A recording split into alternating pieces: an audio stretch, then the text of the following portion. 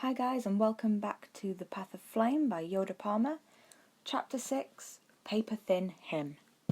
Before I actually start this chapter, I'd like to give a quick trigger warning, as there are some unsettling scenes that could cause some people some distress.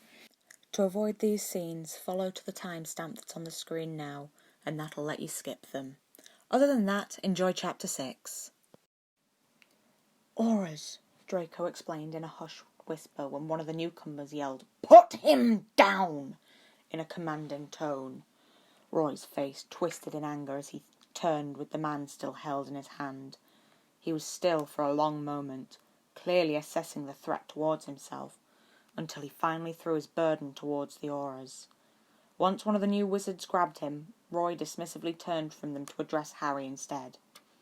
"Come here," he said in a tone that Harry didn't dare disobey.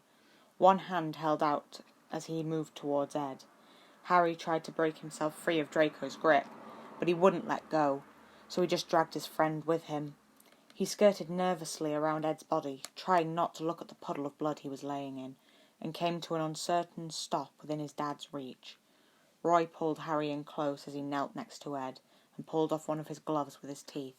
Draco, still shaking, never loosened his grip on Harry's arm. Is he... Harry asked timidly as his dad felt for a pulse in Ed's neck, but he couldn't bring himself to finish the sentence. "He's alive," Roy answered after a tense moment, and finally looked up at Harry without even attempting a smile. "Are either of you hurt?" "We're fine," Harry answered for both of them when he felt Draco shake his head wordlessly. "Is Ed going to be okay? Can you do anything?" "He needs a healer as soon as possible," Roy said in a grave voice, getting back to his feet and turning back to the rest of the ballroom.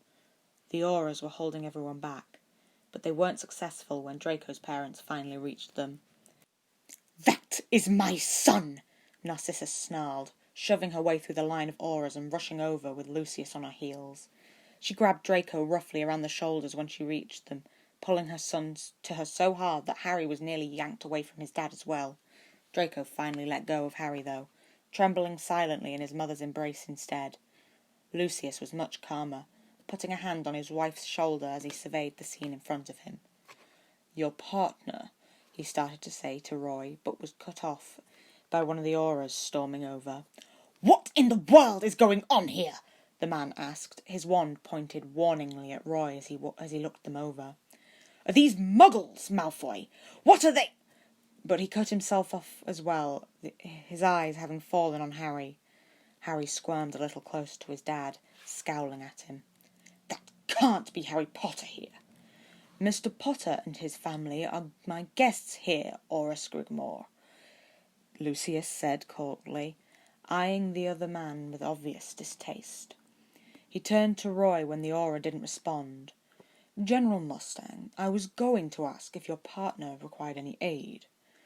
"He needs a healer," Roy replied calmly, though his grip on Harry's shoulder tightened to show his anxiety. "I would have hoped the auras would have had the sense to bring one along with them. They rarely provide such services in a timely manner," Lucius said despairingly. "However, I believe I have several healers in attendance tonight. Excuse me." "And while he's fetching a healer, you can answer some questions." "I will answer your questions once I have ascertained that my lover will not die," Roy interrupted, giving the other man a narrow look. Scrimgeour drew himself up to full height, clearly preparing to respond, but Roy turned away from him to frown down at Harry instead. Harry stared back up at him silently, having no idea what to say. "At least let us take Potter out of here," Scrimgeour said to Roy's back, and Roy turned slowly back towards him. "It's clearly not safe for him here." "Harry will not be going anywhere," Roy said coldly. "I should hope I am capable of taking care of my own son when he's right beside me." "Who are you?" Scrimgeour asked with narrow eyes. "I wouldn't have expected a muggle." "I am not a muggle," Roy snapped, anger seeping into his voice. "My name is Brigadier General Roy Mustang, the Flame Alchemist. We are here from a mistress by Lucius's invitation, as Harry is friends with his son. Is that enough information to assure you that we belong here?" "That's right. I heard Potter was sorted into Slytherin." Scrimgeour gave Harry a thoughtfully penetrating look that had Harry scowling again.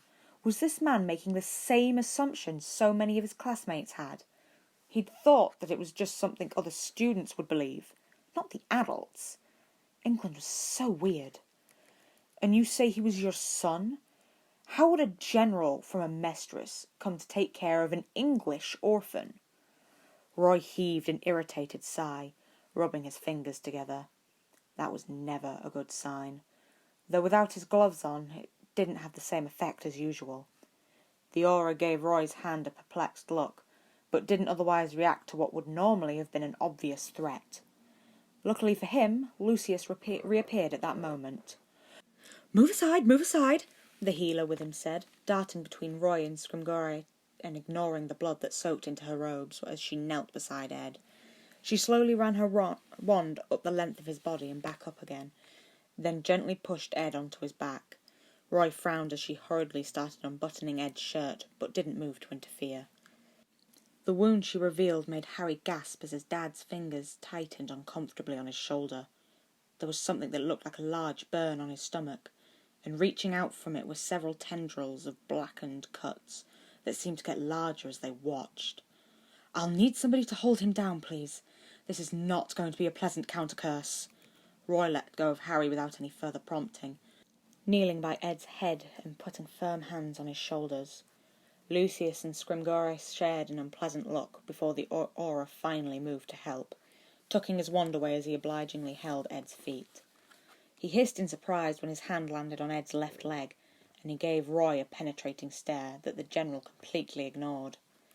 "Hold tight," the healer said warningly, and with a harsh word Harry didn't catch, she jabbed her wand into the middle of the burn, giving it a sharp twist. Ed's back arched as his eyes shot open, and he screamed as the healer pulled her wand away from the wound. Harry flinched back at the sound, feeling nauseous as Ed's wounds closed and the black tendrils pulled reluctantly away from his skin. A hand fell lightly on his shoulder, and he looked up to see Narcissa watching the healer with a cold gaze. "Good Lord," Scrimgeour said in a hushed voice. Finally, Ed's screams ended on a choked sob, and he fell back to the ground. Roy wiped away the remnants of tears that had leaked from the corner of his eyes, leaning over so that Ed could see his face. "Harry?" Ed asked hoarsely, looking around at the people surrounding him as he tried to get up. Roy pushed him back to the ground with firm hands, giving him a very small smile. "He's fine, love," he said in a soft voice. Ed sighed in heavy relief, knocking Roy's hand away as he threw his left arm over his eyes. "Fuck," he said feelingly. "Can't believe that shit hit me. I must be getting soft. What happened to the other three?" There was a short silence as some indefinable emotion passed over Roy's face. Ed lowered his arm to give him a serious look, and Roy finally said in a flat voice, "I took care of it." "Fuck," Ed said again, pushing himself up into a seated position despite the healer trying to get him to stay down. He gave Scrimgeour a glare that made the aura let go of his legs in surprise, and he turned to wrap his right arm around Roy's neck and pulled himself closer to the general. Roy's arms fell around his waist in an automatic embrace. "Would have just used my alchemy if I'd known you were going to have to do that." "Sorry, don't," Roy said sharply, and Ed scowled at him. Roy just pulled him closer, one hand moving to cup Ed's face gently as he pressed their foreheads together. "I don't care. I've never seen you collapse like that from a spell. I'm just glad you're alive." "You know it takes more than that to kill me, Mustang," Ed snorted, but the look on his face had softened considerably. "I've had worse." Roy sighed very softly and tilted Ed's face up to his to kiss him. Harry looked away as his dad and Ed clung to each other, and his gaze fell on Scrimgeour. The aura was looking between Harry and them with a shrewd expression that Harry didn't like the look of. He pointedly sidled closer to his dad, glaring at the man until Roy finally pulled away from Ed with a relieved-looking smile. Ed looked over at Harry with worried eyes. "You all right, kid?" he asked in an abnormally soft voice. "I'm fine," Harry assured him with a smile. "I'm glad you're all right, too." "All right, might be pushing it a bit," Ed admitted with a grimace. Roy gave him a sharp frown that had Ed rolling his eyes, even as he leaned forward to give Roy another soft, thankfully shorter, kiss. "Come on, let's get off the floor." Roy sighed a little, but obligingly started getting to his feet. He frowned when Ed slowly moved with him, gripping the older man's arms tightly as he swayed halfway up. "What's wrong?" Roy asked with a worried frown when Ed didn't let go of him, even after they were standing again. Ed smiled reassuringly up at him. "Just dizzy," he replied. Must have lost a lot of blood." Roy made a little humming noise and enclosed the scant distance between their bodies, wrapping an arm around Ed's waist as the shorter man sighed and leant into his chest. He reached out to Harry with his other hand, and Harry allowed himself to be pulled into his dad's side, even though he felt a little awkward about the three-way embrace. Then Roy finally turned to the healer with a smile. "Thank you for all of your help," he said in a stronger voice than he'd been using with Ed. "I'm afraid I haven't brought any money with me. If you give me your name, I'll see to it that you're compensated for your assistance when I get home." "Don't trouble yourself, General," Lucius said before the healer could respond. "I'll be happy to compensate Healer Julian myself, as it was the failure of my home defences that led to your partner's injury in the first place." "Thank you, Mr. Malfoy," Roy said, before turning to regard Scrimgeour with a cold look. "Now, I believe you had some questions, Aura." "Oh, so you're answering them now, are you?" Scrimgeour asked. Roy just raised his eyebrows. "I'll need statements from each of you individually.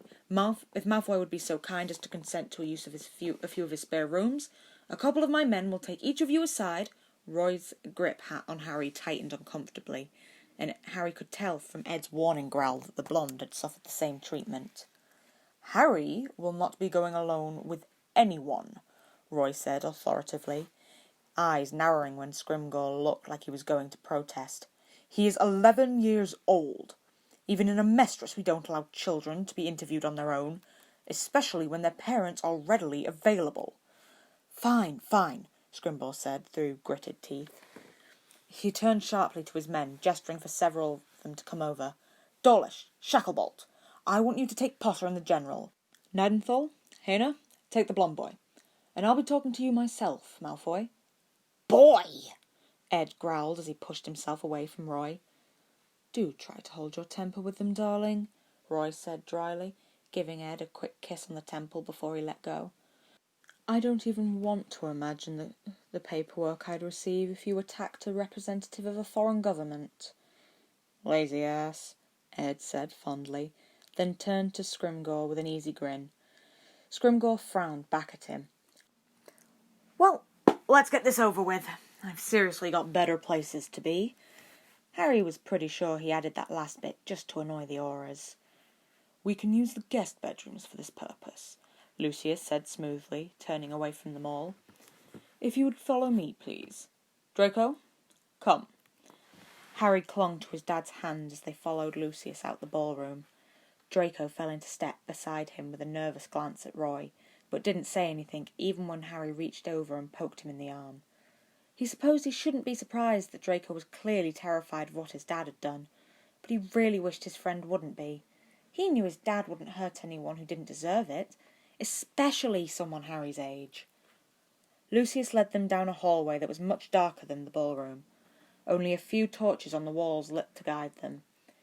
He stopped at the first door, opening it smoothly and nodding Ed and his two Auras through the door.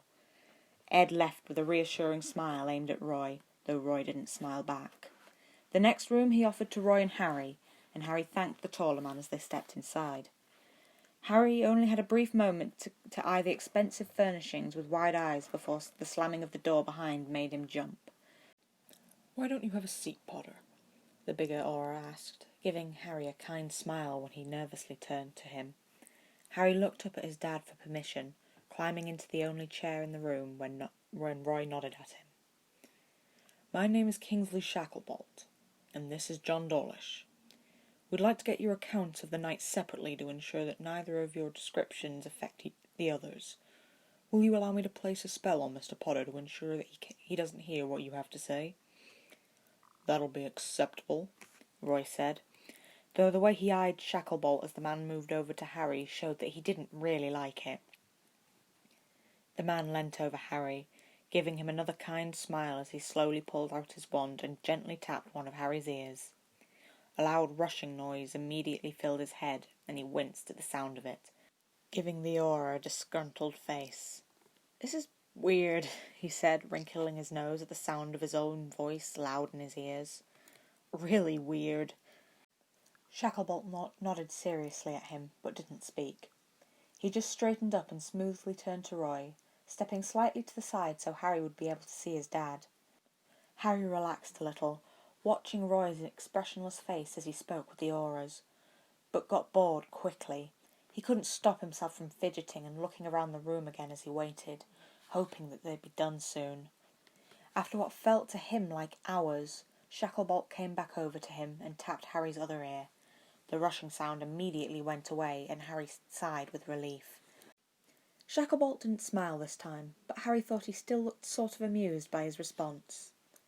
"And now for your testimony, Mr. Potter," the large man said in an even voice.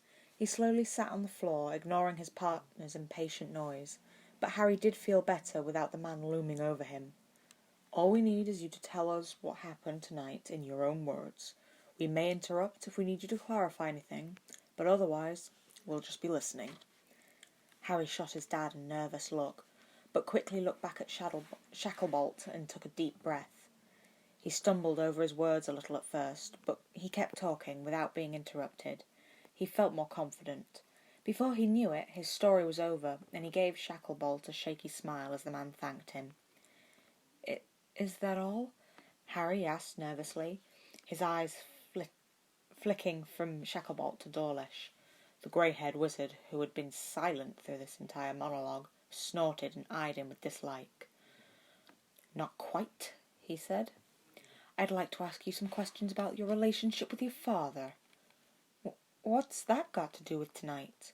Harry asked with a furrowed brow, looking between Roy and the aura as Roy gave the other man a glare. "It doesn't," Shacklebolt said serenely, with a quelling glance at his partner. "John is just worried about your safety. Your father has admitted to killing 2 men tonight, and—" "This is about his relationship with Ed, isn't it?" Harry said bitterly. His dad and Ed did their best to keep him away from the reactions other people had to them, but this wasn't the first time someone had directed their concerns at Harry. "Well, my relationship with Dad is fine, and Ed's really great too. Dad would never do anything to hurt either of us." Dawlish scoffed loudly in clear disbelief, but fell silent when both Shacklebolt and Roy glowered at him. "Will that be all, then?" Roy asked coldly, walking over to Harry and taking up his hand. Harry obediently got to his feet. Shacklebolt gave an affirmative before Dawlish could say anything else, and they stepped out into the corridor where Lucius was already waiting for them.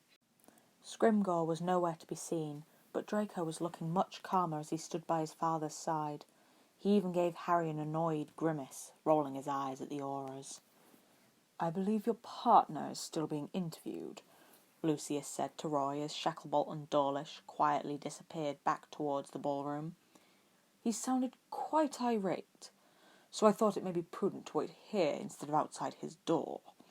He had barely finished his sentence when the door in question flew open, hitting the wall with a resounding crack and bouncing off. Ed stormed out of the room, his unbuttoned shirt flapping around him, and the 2 auras who were asked to question him followed on his heels. Lucius's eyebrows shot up in surprise, but Roy just grinned. "Mr. Elric, please," one of the auras said, and Ed whirled on him. "I told you I won't answer any more of your fucking questions," he snarled. "I don't give a shit about what you think about mine and Roy's relationship, but if you say one more fucking word about him and Harry—" "Edward, please," Roy interrupted, though he was still smiling as he moved down the hallway. These accusations are nothing we haven't heard before. And that's supposed to piss me off less? Ed barked, whirling on Roy and scowling at the older man's amused face. We're fucking leaving. I can't stand this country another minute. Of course, love, Roy said, turning to Lucius with a polite smile. I must thank you again for your hospitality. Now wait just a minute, one of the Auras snapped. You can't just leave. I trust I'm not going to be arrested for protecting my family, Roy interrupted calmly, giving the man a polite smile. Then you have no excuse to keep any of us here. If you need anything further, tell your boss he may send an owl to my office, and I will of course be as accommodating to him as I am able to be. Now if you excuse me. With one last nod to Lucius, he swept past the fuming Auras with Harry and Ed in tow. Harry woke the next morning with a start, feeling unnerved by nightmares he couldn't really remember. He stared around his own bedroom with confusion until his eyes landed on the clock, and then he jumped out of bed. He'd wanted to see his dad off to work today, to show the man that he was fine and so he wouldn't worry, but he'd woken up a lot later than he had intended. If he hurried, he might just barely make it downstairs before his dad would be out the door. He pulled on his house robe as he flew out of his room, stampeding down the stairs and sliding to a halt in the entryway. The door was still locked, so he went to the kitchen instead, but it was empty, except for a tempting-looking pastry on the kitchen table. Harry hesitated only a moment before he grabbed it and walked back out into the hallway. Ed? He called loudly, wondering where his dad could possibly be. In here! Ed called back from the living room, so Harry made his way over curiously. His dad was in there as well, feet up on the ottoman, as he reclined in his armchair with Ed lounging on his lap. Harry made a face at them. What are you doing home? He asked his dad as he polished off the pastry. I decided to go in late, Roy replied. I couldn't help but notice a pile of presents appeared overnight, and I wanted to see what your friends had gotten you. Presents? Harry asked excitedly, looking around the room. A few wrapped parcels were sitting in the corner of the fire by the fireplace, glittering cheerfully in the light of the fire. Harry rushed over to them, even though Ed and Roy were both laughing at him.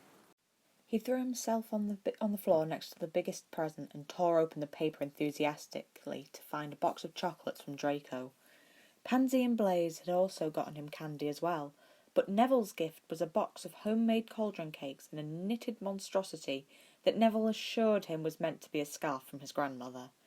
Hermione had gotten him a book called Quidditch Through the Ages, with an accompanying note saying that she was trying to save him from Draco's incessant Quidditch talk. Harry paged through it a little with interest, a licorice wand already hanging from his mouth. The last present didn't have a tag to say who it was from, and Harry turned it around in his hands with faint suspicion. Not sure who else would have sent him a gift. Finally he shrugged and tore off the paper as well, gasping at the silvery cloak that landed into his lap with an unsigned note. Use it well, Harry read aloud, looking up at his dad and Ed, who were eyeing the cloak curiously.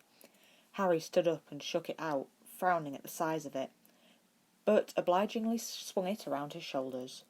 Who the fuck sent you an invisibility cloak? Ed asked. Harry stared at him with an open mouth for a second, then looked down to see that his body had disappeared. Grinning, Harry pulled it over his head and silently walked over to the armchair. Harry, Roy said reprovingly, following Harry's progress with insulting ease. Harry pouted and pulled the cloak from his face. I can see through those. Let me see it. Harry sighed and pulled the cloak off completely, handing it over to his dad and climbing up onto the arm of the chair. No way this is made from demiguy's hair, Ed said with a frown, running his flesh hand over the smooth material. This is one hell of a Christmas present. The note said it was my dad's, Harry said quietly. Do you really think? I've never had anything of his before. I thought it all must have been destroyed that night. I don't see any reason that they would lie to you, Roy said. He handed the cloak over to Harry with a serious frown. I'm not going to take this from you, even though I don't really think you should have one at school. I expect you to be responsible with it and not get in trouble. That means don't get caught, Ed said with a wink. I won't, Harry said solemnly. Roy sighed.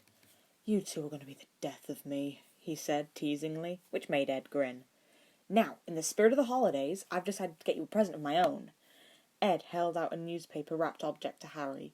It was obviously a book, which wasn't really a surprise considering who he lived with, and it must have been wrapped in a rush. The date Harry could barely see on the paper was from that very day. With a shrug, he tore into it as enthusiastically as he had opened his other presents, and he couldn't hold back a gasp when he saw what the book's title was. Really?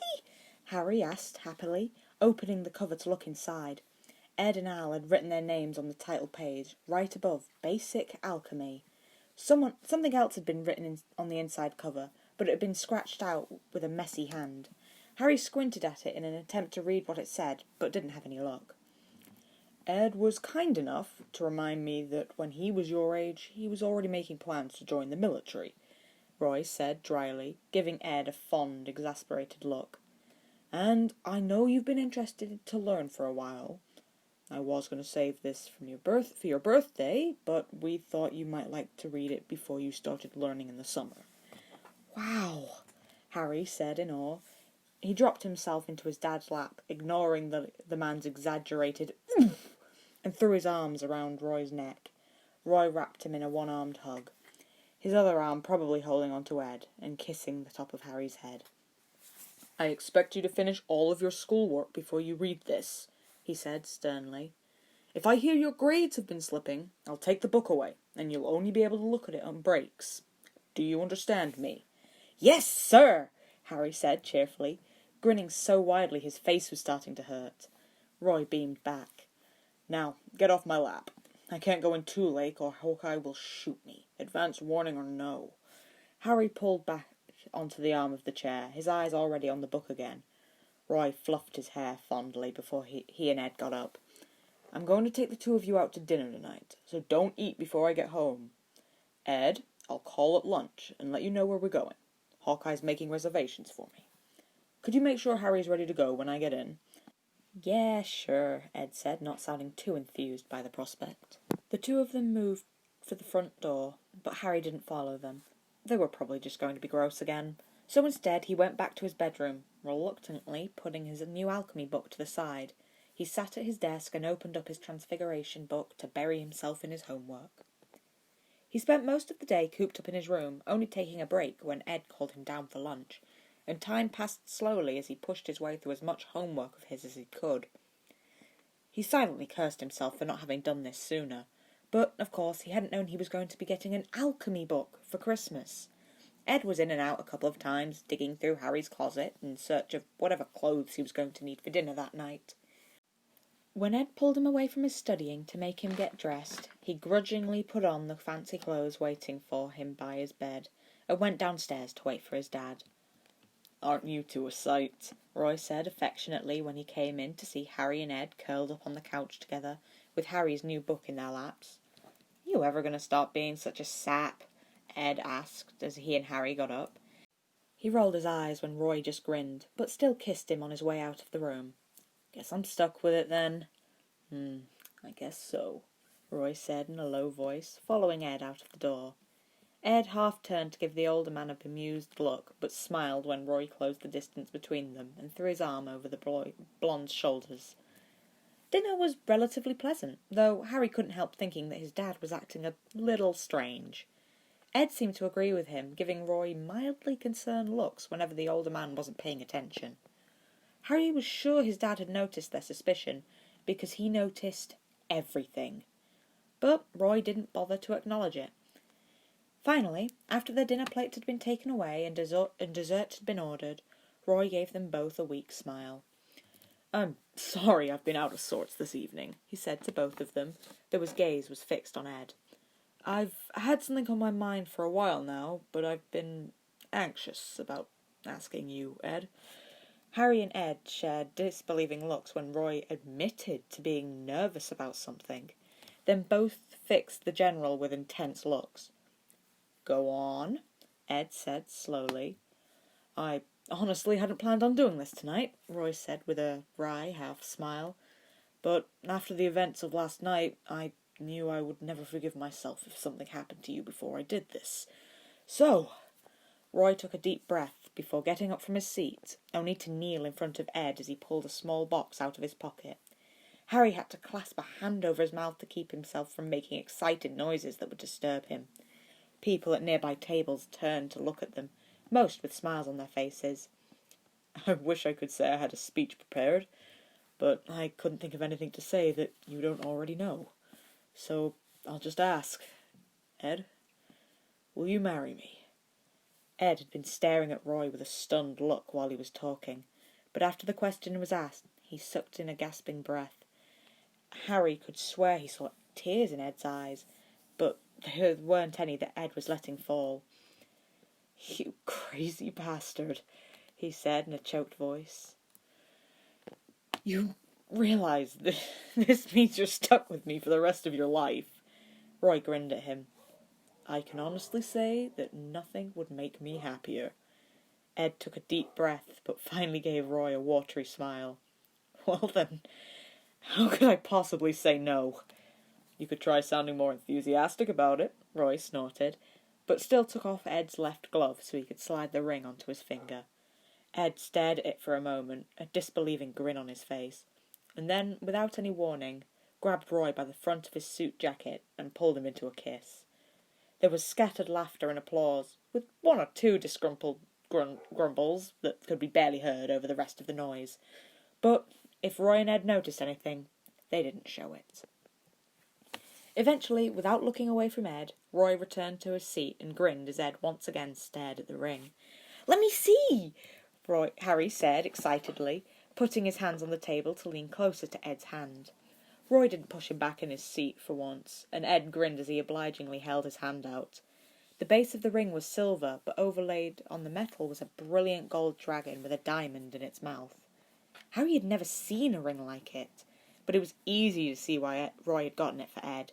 It was strangely elegant and beautiful, while still catering to Ed's questionable taste for things that looked badass. "Where the hell did you get this?" Ed asked curiously, his eyes on Roy again. "A little specialty shop that Maze took me to," Roy replied casually. "It caters mostly to wizards, but I don't think there's any enchantments on it except to keep it from getting dirty or dented. Do you like it?" "It's kind of perfect, actually," Ed said, shaking his head. He and Roy shared a goopy look that had Harry rolling his eyes, but thankfully they were interrupted as a couple of waitresses came over with their desserts. "Dessert and champagne is on the house," the first waitress said in a warm voice as she set the food down in front of them, followed by 3 fancy glasses. "Congratulations," the second waitress said with more excitement, popping open the champagne bottle and pouring them each a glass. Harry pouted a little when she only filled his halfway, but the waitress just smiled kindly at him while Roy gave him a stern look. Then the waitresses disappeared and Ed gave his champagne an uncertain scowl. "Should we make a toast or something?" Ed asked. "Of course," Roy said, picking up his glass. Harry awkwardly copied the way he was holding it, making a face at the shape. "To a long and happy marriage." "Ugh," Harry said once he was done drinking his half-glass, suddenly very happy the waitress hadn't given him more. "That stuff was gross." And that was Chapter 6 of The Path of Flame. I'm going to attempt to attach a photo of the ring in the description below, but if I can't, then it is definitely on the bottom of the chapter that Yodepalma wrote, and she's attached the photo of the ring she chose and searched for Ed. Pretty sure Roy's voice changed multiple times in that, and I apologise. I also apologise for the horrendous pronunciation of Scrimgeour's name multiple times. I have no excuse for why that went so badly. Anyway, thanks again for listening, and I will see you again in Chapter 7 of The Path of Flame, Illusion.